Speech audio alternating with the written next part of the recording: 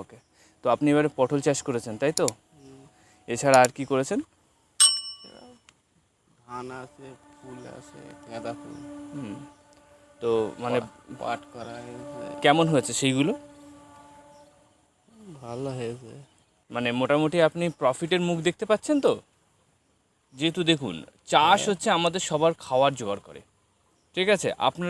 আমরা মানে যারা অফিসে কাজ করে বা অন্যান্য কাজের সঙ্গে যুক্ত থাকে, শুধু পয়সা ইনকাম করলে তো হবে না, খাওয়ারটা তো লাগবে, ঠিক আছে? ওই কারণেই হচ্ছে যারা চাষের সঙ্গে যুক্ত আছে তাদেরকে প্রণাম করা তাদের সবসময় আমাদের দরকার, ঠিক আছে? সে সবসময় টাকা দিয়ে বিচার হয় না এই জায়গাটা, কিন্তু সেই জায়গায় তো যারা আপনারা এই কাজের সঙ্গে যুক্ত আছেন তাদেরও তো বেঁচে থাকতে গেলে প্রফিট দরকার। তো সেই প্রফিটটা কেমন পাচ্ছেন? ঠিকঠাক পাচ্ছেন? ঠিকঠাক বলতে চাষির ব্যাপার তো, হ্যাঁ, মাল জমে গেলে সেভাবে হয় না।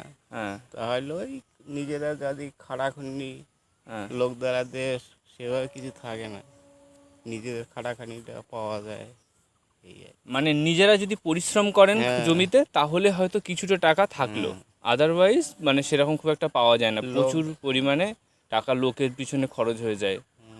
আচ্ছা, তো এই এই সমস্যাটা আছেই, এখন সব কিছু নিজেরই করতে হয় একরকম। যতটুকু করা করা হয়, তারপর বাড়তি যে কোনো লোক ধরে সেগুলো করা। নিতেই হয়, না হলে পরে ফসলটা নষ্ট হয়ে যাবে। যেমন ধানের ক্ষেত্রে, আবার এই এইসবের ধান রুতি গেলে, হুম, তারপরে কাটা ঝাড়া, হ্যাঁ, এসবগুলো তো করতেই হয়। হ্যাঁ, আর হ্যাঁ, বাকিগুলো নিজেরা করতে হয়। হ্যাঁ, হ্যাঁ। তো ঠিক আছে, আপনার সঙ্গে কথা বলে খুব ভালো লাগলো।